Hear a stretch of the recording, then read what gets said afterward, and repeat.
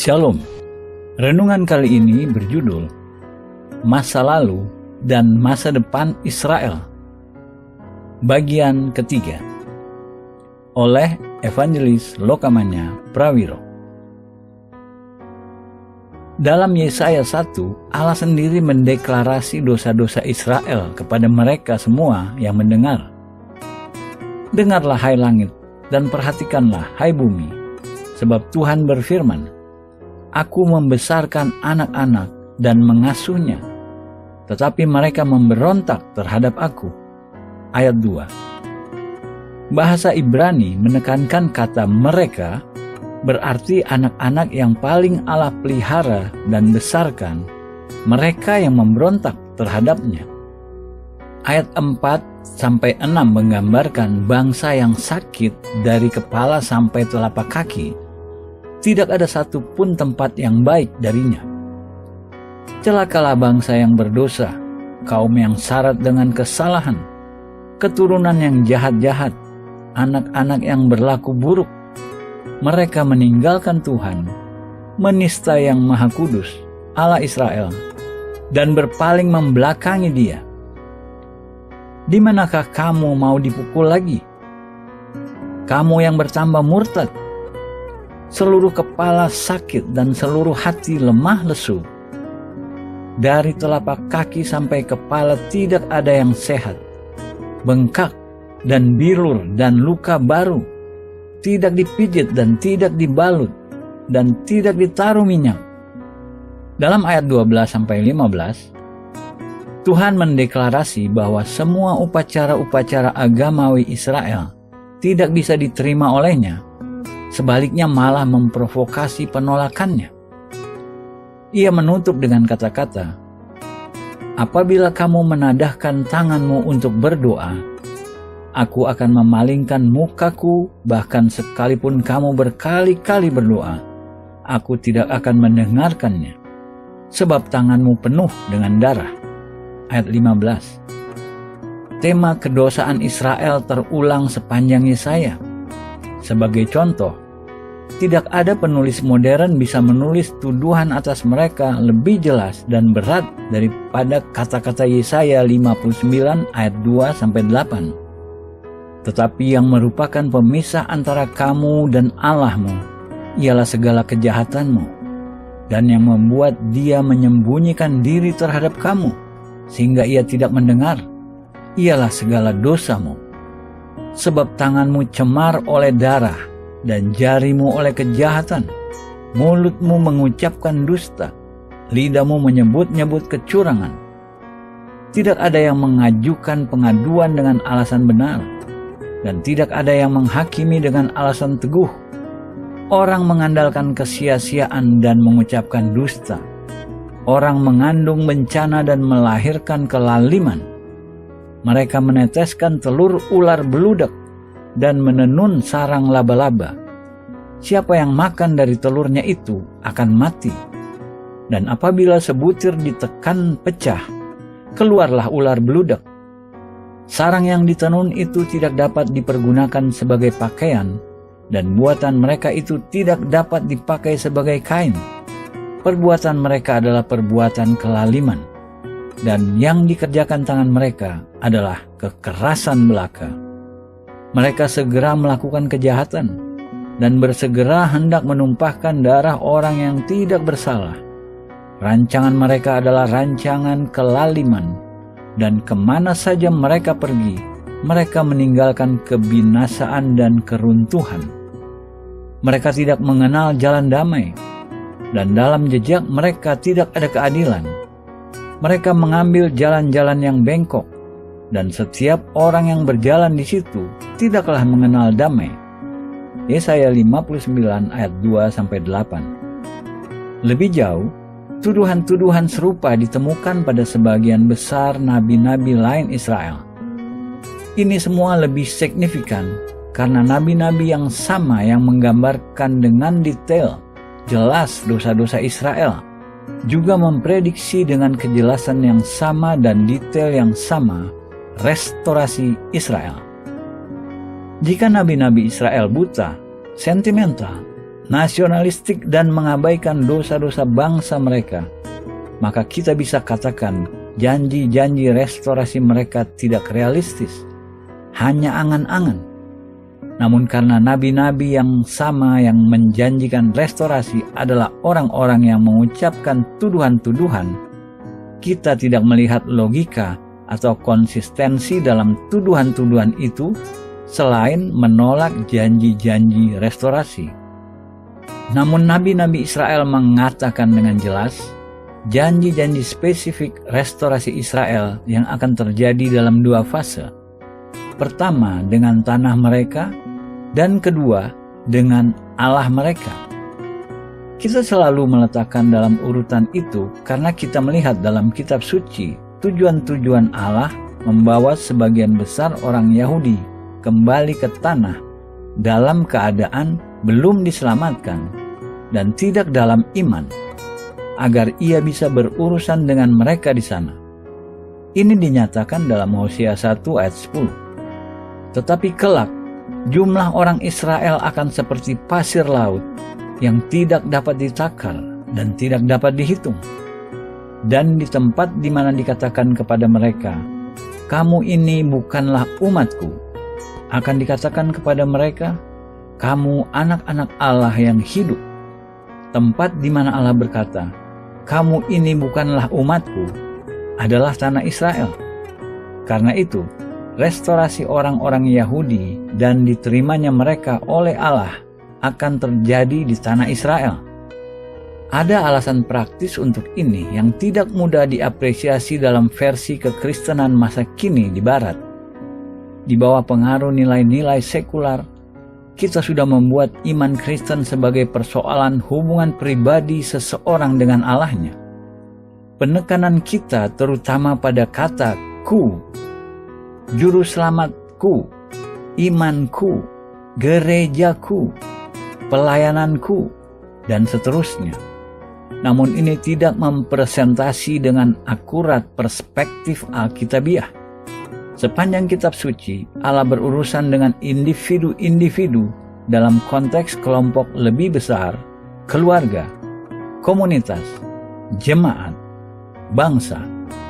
Ini diungkapkan dalam catatan keselamatan penjaga penjara di Filipi dalam Kisah Para Rasul 16. Penjaga penjara bertanya pada para rasul, "Tuan-tuan, apakah yang harus aku perbuat supaya aku selamat?" Ayat 30. Dalam jawaban yang diinspirasi oleh Roh Kudus, Paulus melampaui kebutuhan pribadi penjaga penjara. "Percayalah kepada Tuhan Yesus Kristus dan engkau akan selamat, engkau dan seisi rumahmu." Keselamatan yang Tuhan tawarkan melampaui penjaga penjara, termasuk seluruh rumah tangganya.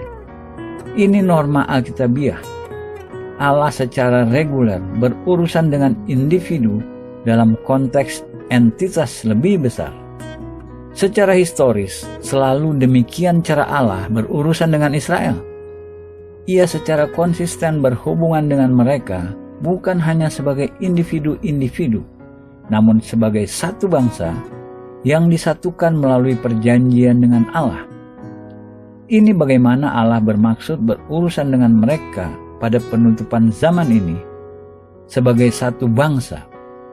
Untuk melakukan ini, ia harus mengumpulkan mereka sekali lagi ke satu tempat. Tempat yang diindikasi sesuai logika dan sesuai kitab suci adalah tanah Israel. Janji restorasi spiritual lebih jauh ditemukan dalam Yesaya 45 ayat 17 dan 25. Sedangkan Israel diselamatkan oleh Tuhan dengan keselamatan yang selama-lamanya. Kamu tidak akan mendapat malu dan tidak akan kena noda sampai selamanya dan seterusnya. Tetapi seluruh keturunan Israel akan nyata benar dan akan bermegah di dalam Tuhan. Itu tidak sederhana. Kata dijustifikasi berarti dibebaskan, diperhitungkan benar di hadapan Allah. Dengan kata lain, kebenaran Israel akan diperhitungkan pada mereka berdasarkan iman, bukan perbuatan-perbuatan. maka mereka menjadi keturunan spiritual sejati nenek moyang mereka, Abraham, yang ditulis, "Percayalah Abraham kepada Tuhan, maka Tuhan memperhitungkan hal itu kepadanya sebagai kebenaran." Kejadian 15 ayat 6. Berapa banyak keturunan Israel yang akan dijustifikasi dengan cara ini? Setiap orang dijustifikasi. Namun camkan di pikiran bahwa sisa orang-orang Israel ini tinggal sepertiga.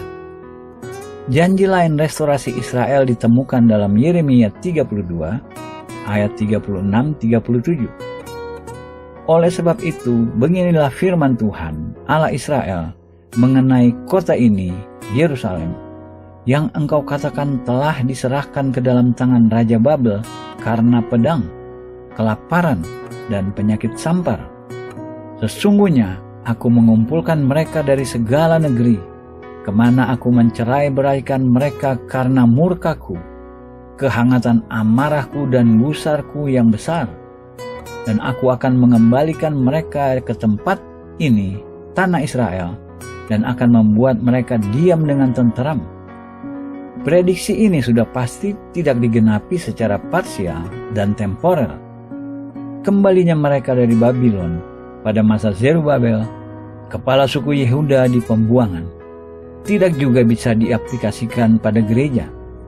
Namun nas dalam Yeremia 32 ini hanya satu dari banyak nubuat yang mengandung janji sama dari restorasi total Israel. Dalam Yeremia 32 ayat 38-42, Allah melanjutkan, "Maka mereka akan menjadi umatku dan aku akan menjadi Allah mereka. Aku akan memberi mereka satu hati dan satu tingkah langkah, sehingga mereka takut kepadaku sepanjang masa untuk kebaikan mereka dan anak-anak mereka yang datang kemudian. Aku akan mengikat perjanjian kekal dengan mereka, bahwa aku tidak akan membelakangi mereka, melainkan akan berbuat baik kepada mereka. Aku akan menaruh takut kepadaku ke dalam hati mereka, supaya mereka jangan menjauh daripadaku.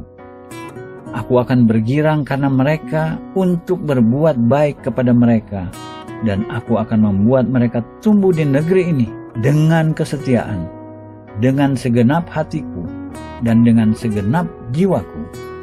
Sebab beginilah firman Tuhan, seperti aku mendatangkan kepada bangsa ini segenap malapetaka yang hebat ini, demikianlah aku mendatangkan ke atas mereka keberuntungan yang kujanjikan kepada mereka." Yeremia 32 ayat 38-42. Allah mendeklarasi bahwa Ia akan membawa ke atas Israel keberuntungan yang Ia janjikan kepada mereka. Dengan cara yang sama Ia membawa malapetaka ke atas mereka. Malapetaka yang turun ke atas mereka, fakta objektif historis, bukan hanya kiasan atau spiritual. Karenanya, keberuntungan yang Allah akan turunkan ke atas mereka demikian pula fakta objektif historis, bukan hanya kiasan atau spiritual. Tanah yang mana Allah berkata, "Aku akan membuat mereka, umatnya, tumbuh," bisa diinterpretasi sebagai tanah Israel. Dan jika Allah melakukan ini dengan segenap hati dan dengan segenap jiwanya, siapa yang bisa merubahnya? Sudah pasti bukan pemimpin Palestina, bahkan bukan Perserikatan Bangsa-Bangsa atau PBB. Dalam Yeremia 50 ayat 19-20, Allah lebih jauh mengungkapkan rencananya untuk merestorasi Israel. "Tetapi aku akan mengembalikan Israel ke padang rumputnya, supaya ia makan rumput di atas Karmel dan di Basan, dan menjadi kenyang di atas pegunungan Efraim dan Gilead." Gilead saat ini bagian dari negara Yordania. Pada waktu itu dan pada masa itu, demikianlah firman Tuhan, orang akan mencari kesalahan Israel, tetapi tidak didapatnya, dan dosa Yehuda, tetapi tidak ada ditemukannya. Sebab aku akan mengampuni orang-orang yang kubiarkan tinggal hidup. Kata-kata terakhir tinggal hidup menggambarkan dicadangkan Allah memiliki komitmen untuk mengampuni sisa bangsa Israel yang Ia akan cadangkan dengan kasih karunia-Nya. Kata-kata penutup dalam ayat 20 juga sepakat dengan janji yang sudah dikutip dari Yesaya 45 ayat 25, tetapi seluruh keturunan Israel akan nyata benar dijustifikasi. Untuk mereka yang sudah dijustifikasi oleh iman dalam Mesias, tidak ada catatan perbuatan salah atau dosa. Dalam Yehezkiel 36 ayat 22-23, Allah mengungkapkan satu tujuan utama untuk restorasi Israel, kemuliaannya sendiri. Oleh karena itu, katakanlah kepada kaum Israel, beginilah firman Tuhan Allah, bukan karena kamu aku bertindak, hai kaum Israel, tetapi karena namaku yang kudus, yang kamu najiskan di tengah bangsa-bangsa di mana kamu datang. Aku akan menguduskan namaku yang besar, yang sudah dinajiskan di tengah bangsa-bangsa, dan yang kamu najiskan di tengah-tengah mereka. Dan bangsa-bangsa akan mengetahui bahwa Akulah Tuhan. Demikianlah firman Tuhan Allah, manakala aku menunjukkan kekudusanku kepadamu di hadapan bangsa-bangsa. Janji Allah untuk merestorasi Israel tidak berdasarkan perbuatan baik yang mereka lakukan, melainkan agar Allah dimuliakan melaluinya. Jika Israel layak mendapatkan pengampunan dan pemeliharaan, mereka tidak membutuhkan kasih karunia Allah, melainkan hanya melalui kasih karunia-Nya mereka bisa direstorasi dengannya. Orang-orang sering berkata bahwa orang-orang Yahudi yang tidak bertobat dan tidak percaya tidak akan diizinkan kembali ke tanah mereka. Namun Allah berkata bahwa Ia akan membawa mereka kembali dan menyucikan mereka dari kedosaan mereka. Aku akan menjemput kamu dari antara bangsa-bangsa dan mengumpulkan kamu dari semua negeri dan akan membawa kamu kembali ke tanahmu. Aku akan mencurahkan kepadamu air jernih yang akan mentahirkan kamu dari segala kenajisanmu, dan dari semua berhala-berhalamu aku akan mentahirkan kamu. Kamu akan kuberikan hati yang baru dan roh yang baru di dalam batinmu, dan aku akan menjauhkan dari tubuhmu hati yang keras dan kuberikan kepadamu hati yang taat. Yehezkiel 36 ayat 24-26. Pada 1940-an, banyak orang Yahudi menunjukkan penghinaan terhadap Yesus ketika namanya disebut. Mereka juga menolak mengeja namanya dalam bahasa Ibrani yang benar. Setelah perang 6 hari pada 1967, terjadi perubahan luar biasa dalam sikap ini. Banyak orang Yahudi mengakui bahwa Yesus benar-benar orang Yahudi, dan mereka ingin sekali mendengar dampak yang Ia buat dalam hidup orang-orang Kristen non-Yahudi. Profesor sejarah Yahudi yang mengajar Perjanjian Baru menyatakan pada tahun-tahun sebelumnya, murid-muridnya lebih tertarik belajar hanya fakta-fakta sejarah. Namun sekarang, mereka tertarik pada pribadi Yesus sendiri. Sejak 1967, muncul gerakan baru orang-orang Yahudi yang sudah mengakui Yesus sebagai Mesias secara pribadi dan tetap mempertahankan identitas mereka sebagai orang Yahudi. Mereka dikenal sebagai Yahudi Mesianik. Di seluruh dunia, jumlah mereka sekarang ratusan ribu. Allah mengungkapkan bahwa perubahan hati ini akan mempersiapkan Israel menerima berdiamnya Roh Kudus.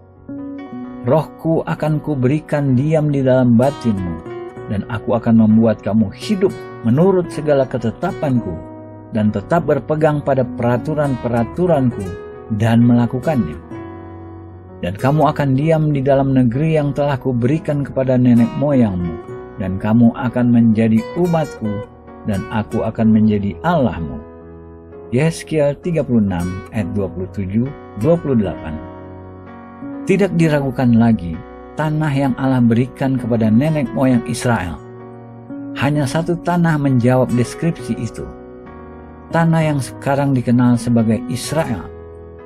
Janji ini menggambarkan secara harfiah dan secara historis kembalinya orang-orang Yahudi ke tanah mereka. Tidak ada cara lain untuk menjelaskan janji ini.